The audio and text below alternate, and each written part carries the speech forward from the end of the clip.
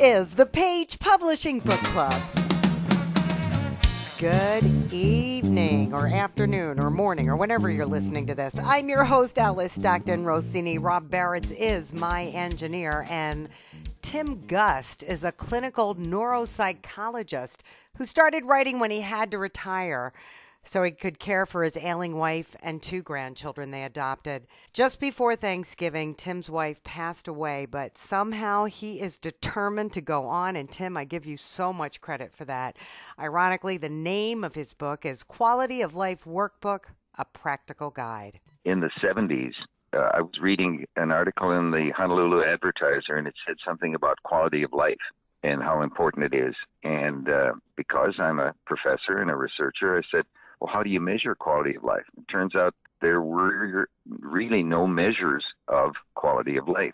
So in preparation for my sabbatical in 1975, I decided to do research on quality of life at that time, and I found a study that was done by the EPA, Environmental Protection Agency, indicating the major factors in quality of life. Still, it wasn't a rating scale or a test or anything. It just identified what these were. So I took that basic study, examined other aspects of quality of life, and created a quality of life rating scale. And that's one of the appendices in this workbook. This is a workbook. Yes. This is so you can measure your quality of life. Like I can pick up this book and figure out if I'm really happy. Well, it doesn't necessarily mean happy, but seriously, yes, you have 2 aspects to this workbook. Number 1, a scientifically designed quality of life rating scale. This rating scale measures self-esteem and well-being, interpersonal attachment, economics or basic needs, recreation or leisure, and spirituality. Now, these are things we don't know ourselves. You know a little bit about your blood pressure, yeah, but it's important to measure it and really get an accurate, a much more accurate estimate. And then you can change make changes, or you can there improve you your go. quality of life. You can, okay. And you can look at different aspects of it. You can say, gee, my quality of life is great in terms of my self-esteem, but I don't do anything in terms of my recreation or whatever, and that might impact upon my physical aspects. Right. Then after having done that, I said, well, wait a minute, what if people want to enhance their quality of life? How should they do it, or what would be the best way? In looking at the area of health psychology, I identified 4 major factors: physical health, intellectual health, emotional health, and spiritual health. And that acronym is kind of cute. It's PIES. And I love pie. Anyhow, this workbook then focuses on how one can make positive changes in those 4 areas, because those 4 areas impact on each other. If you have rotten physical health, you're not going to be, your emotional health might be down also, right? Right. You'll be unhappy.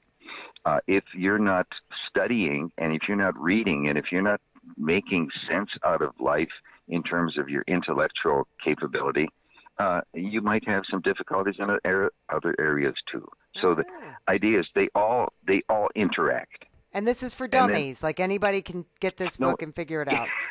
That's interesting. You said, because somebody said, why didn't you use the word quality of life for dummies? I said, well, I just don't like that term, but it does make sense. There's one other aspect about when a person looks at change and wanting to do things differently.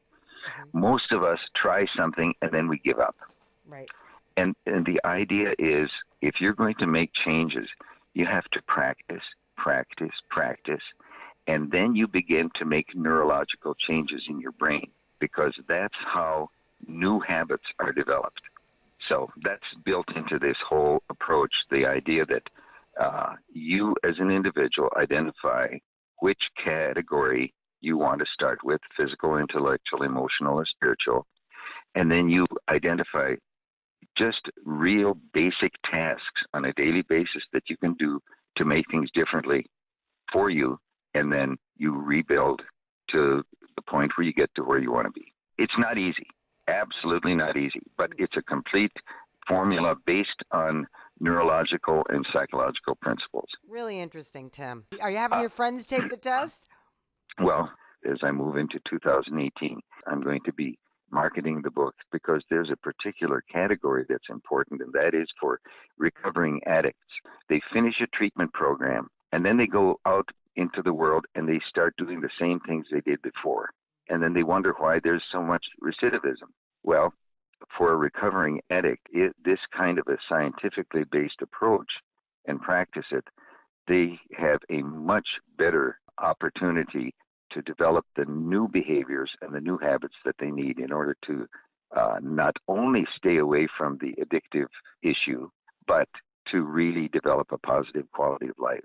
So I'm going to be marketing to that kind of a group to a great extent at the 44th International Conference on Addiction held in Colorado Springs at the end of January. Excellent work, Tim. Thank you so much for the research. John Michael Lander used to sit in a corner when he was a little boy and write stories for Christmas presents because his family was so poor. And then when he became a teenager, he got interested in diving and got really good at it. He was on the U.S. diving team, and now he's published his first book. It's entitled Surface Tension, about all the stress and chaos that goes along with pursuing a dream to become the best in the world. True story, by the way. We had to change some of the names because of they're still alive, and we didn't want to go into all that kind of legal stuff. So we changed the names. There's a little bit of more embellishment here and there, but it's pretty much what happened. I grew up in Waynesville, which is a very small farm town, and diving was not thought of there. You had to be a football player to be considered anything important. And so I was a diver, which is sort of like being a ballet dancer. So I got made fun of all the time and joked around and bullied and stuff like that. It happened really quickly. I started diving at 13, and by 16, I was at this meet, at the World Championships. Jeez. So it happened really quick, and I don't think I was able to grasp what was going on at the time. I was more dealing with all the external things, and I was just like, okay, I love this. I feel good at doing this. It's coming easy to me, so let's go. I might get to travel the world, and that's what happened. This meet takes place in Tonsberg, Norway. So I got to go to Norway. I've been to England. I've been to Germany, France, Belgium, Mexico, all over, Canada, all over. And the next stop was the Olympics in 1980. Right, which I did not go because Carter boycotted, and so there was no one going to the Olympics that year from the United States. And that was it? That was the end of the line for you? It was. There's a whole chapter in here that after I won this meet, I called home, and my father said, this is the worst joke anyone's ever pulled. My son would never win the World Games, and hung up on me. Why? Yeah, it was beyond his mind. It just could never have happened. And in defense of that, that was really kind of the turning point for me, which if Dad's not excited about it, why should I be excited about this? And so it's that whole drive of trying to get your father's attention through this whole thing, and I didn't get it. And so I thought I wasn't important. Oh. So, and then when I came back, I was thrust into doing commercials because of it. And so I started acting, and that took over the passion. And that's where I went into. You never went to the 84 games in Los Angeles? Yeah. Well, I attended. I actually sat there and watched Greg Louganis, who was a teammate of mine at the time. But I was not competing, no. By that time, I had retired, and I was doing General Hospital and stuff like that. How was it to watch Greg Louganis, who became, a household name? He had already at that time, because of 76, he won the silver medal. And so I was always in awe of him anyway by then. And he's older than I was, so he was like kind of a mentor for me. And it was, I think I was so thrilled that he won because it was such a long time coming for him. And since we missed in 80, and then some of my other friends who never got to go on to any Olympic experiences, blown away too, to watch him be able to go through it and succeed on the other end was overexcitement. I was overjoyed. And then, learning about his trials and tribulations at the time was starting to come out at the same time. And so we connected in that way. Yeah. So you ended up going into acting. I did. And yes. how has that worked out for you? It did really well for me. I did national commercials, Diet Coke commercials with Elton John, and I was on All My Children in General Hospital. And then I started doing off-Broadway stuff in New York and the first revival of A Chorus Line, and it just was amazing. And then my parents got sick, so that which is what brought me back to Ohio to take care of them. And that's where you are now. Yes. So why did you write this book now? I journal all my life. I've been journaling all the time. And I was teaching, and it so happened that I was teaching sophomore English, which is 15 and 16. And I didn't understand it, but these children were like pushing buttons in me that what's going on here? And I had a fight in my room, and I got hurt trying to break it up, and ended up having to go to get my knee operated on and my neck. And then at the same time, I started going to a therapist because I was really just depressed and didn't understand it. And we started realizing the events that I had hidden in my life, these children were actually pushing those buttons again. And it started to bring it all out front again. So through therapy, I started rejournaling, and we came up, and the story just came out. And then I said, let's do it. Let's write it, because I wanted to show how a young man who was sexually abused at 15 and 16, who thinks that they can handle it, later on in life, it comes back and haunts them. This is one of 3 books. The next one would be the Hollywood years, and then the final one would be wrapping it back up into this time. You know what, John? You're just another example of, so many people that have found writing to be extremely therapeutic, and the timing couldn't be better for this book. Your story relates so well to the reports of sexual abuse by coaches of our U.S. Olympic teams, and really makes the book timely. Thank you. Kelly Hennessy's been writing for decades, articles for his local San Diego newspaper. He also writes music and songs, and now he's published his first book. It's about a homeowners association dispute. It's entitled Last Refuge of a Scoundrel, that for Kelly embodies so much more. At the most basic level, it's about an HOA dispute that went on for 3.5 years in North San Diego County. And in the course of the dispute, I thought that there were a lot of culture war topics that affected the society at large, and those were things like ageism and the inevitable choice versus abortion debate, and things like drugs, pornography, bullying, character assassination, all those different topics. And in the course of writing the novel, I thought that it gave a nice fractal snapshot, if you will, of the way that our society is today. Of course, it deals with other topics too. It deals with landlord-tenant issues and property and stuff, but it encompasses a lot more issues because the novel is political to the core, and it seemed to touch all the buttons and all the things we're all still fighting about.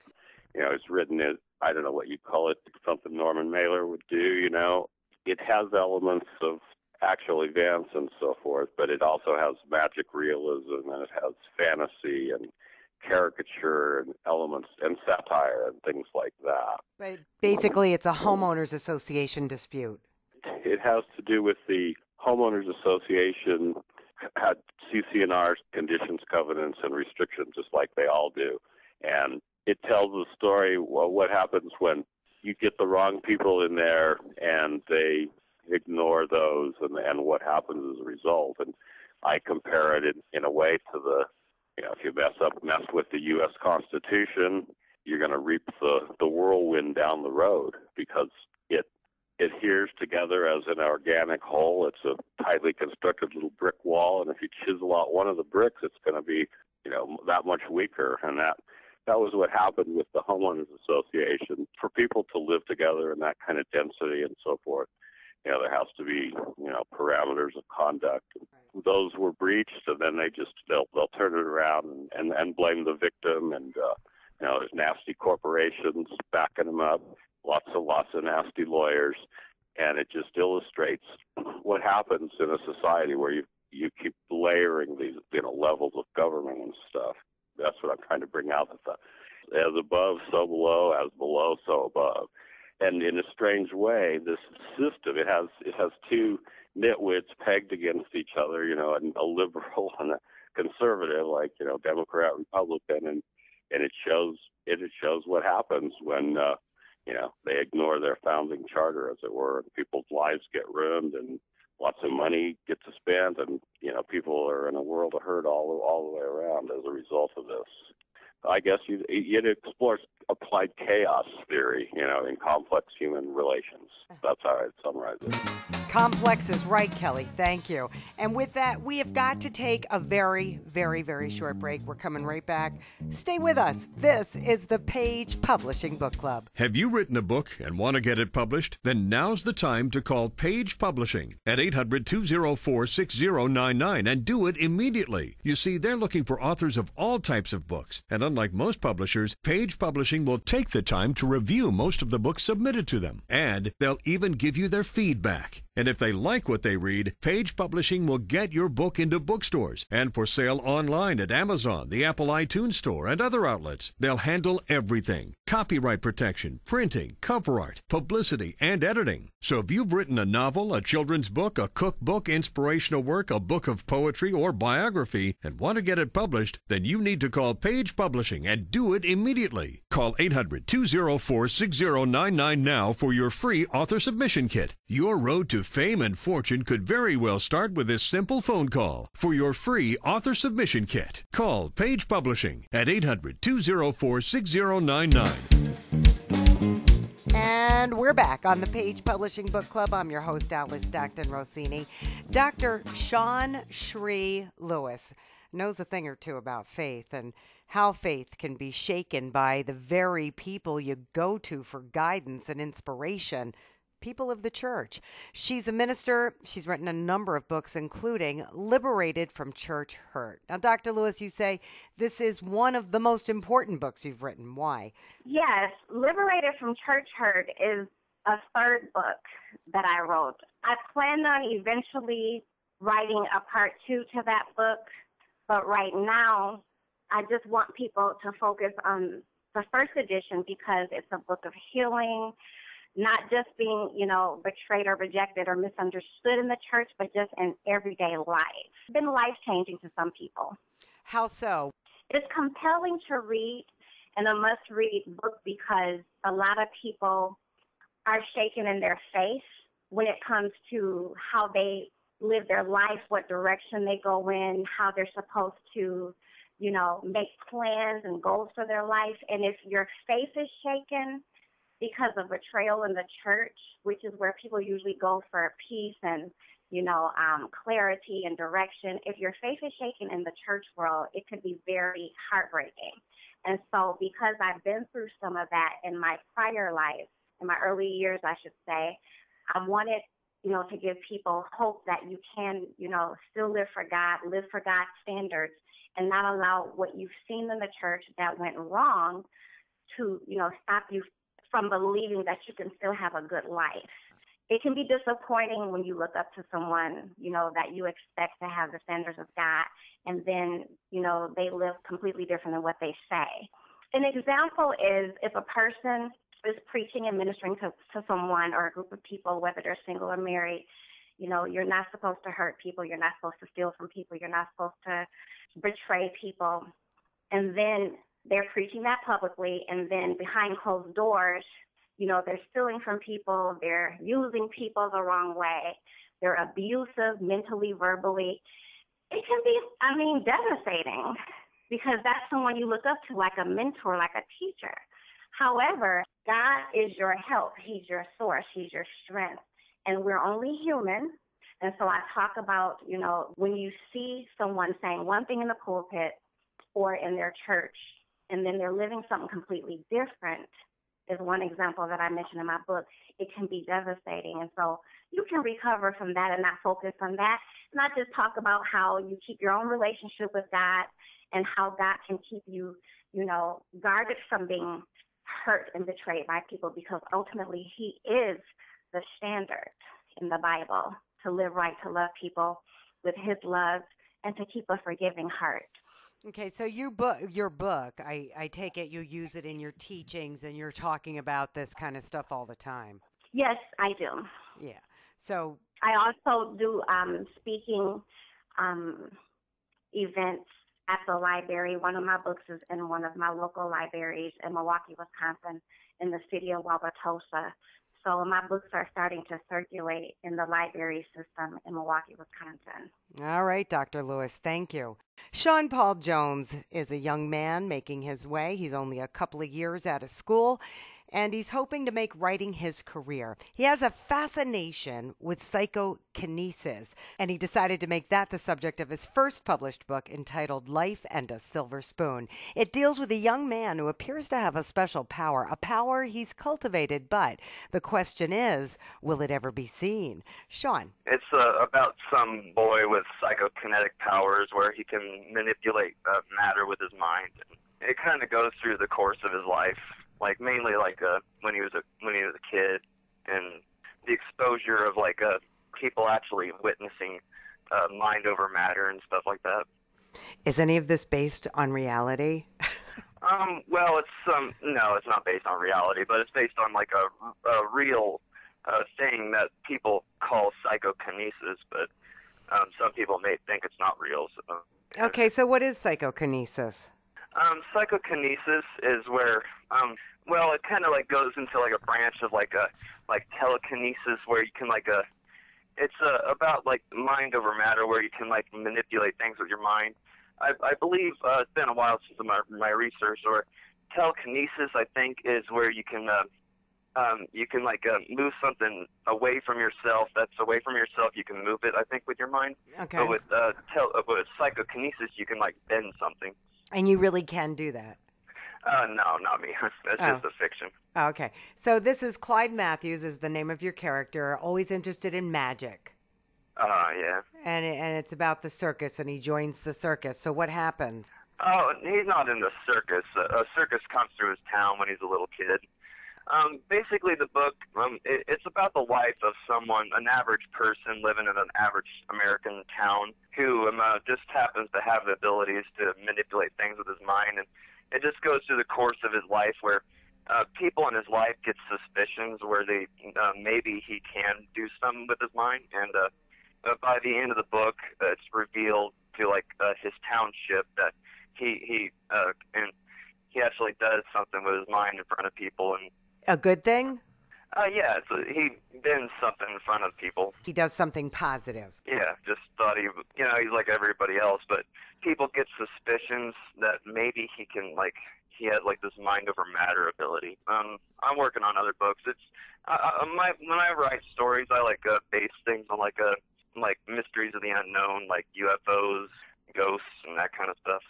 I've already written stories like that. They're kind of accumulating, and I haven't published any of them, but recently I've been planning on another book that's kind of complex and different than the others. All right, Sean Paul, we'll keep it up, see what happens. Finally, Wayne Jackson is retired from the U.S. Air Force, and he became an ordained minister. Now he's a full-time writer, and he's published his first book. It's entitled Select Short Stories. Wayne. It's basically 11 fictional stories that basically trying to explain the different eras in the 20th and 21st century. And so basically, I have a story for every decade, for the 1920s, 1930s, 1940s, 1950s, and so on. Well, not because you lived in all of those decades, right? Right.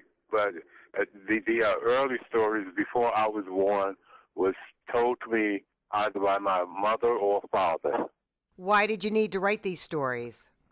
Well, I wrote them basically to try to get people to both laugh and maybe cry, and maybe imagination can click something on with them, and they can connect with my stories, and and maybe it'll just help people, going through depression or whatever. The stories are very humorous at some point, and at the same time, there's other stories that connects with death and life, hard times in life. And each one set in a different decade. Yes, ma'am. I would like the reader to maybe go out and buy himself a cardigan sweater or herself a cardigan sweater, sit down, make a good cup of coffee, and try to just get into the stories and enjoy every one of the stories, and not just read the first story, but hopefully they will read every story that's in the book. Have you written before? Yeah, yes, ma'am. I have 2 other books. Are they short stories as well? No, ma'am. Both of the other 2 books are collection of poetry. I'm advertising in the most important newspaper in San Francisco, the San Francisco Examiner. Okay, you have an ad in there? Yes, ma'am. Oh, okay. Was it expensive? No, ma'am. It's free. The newspaper is free. Oh, okay. Is that working out? I believe so. Yeah, yes, ma'am. Okay, good enough. What's next? I have in the back of the book that I've tried to write a novel, so I'll probably go for and try to write the all-American novel. Oh, okay. Well, keep us posted on that, Wayne Jackson. Thanks so much for joining us. I believe that is a wrap for this edition of the Page Publishing Book Club.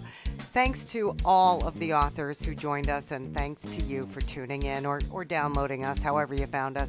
We're already hard at work on the next show, and Rob can't wait, right? Because you never know. You just never know. It's always a surprise. Seriously, it always is a surprise. Don't forget, you can join us here next week, same time, same place, or you can download us anytime you want at 710WOR.iHeart.com. I'm Alice Stockton Rossini. Rob Barretts is my engineer. We'll see you next time.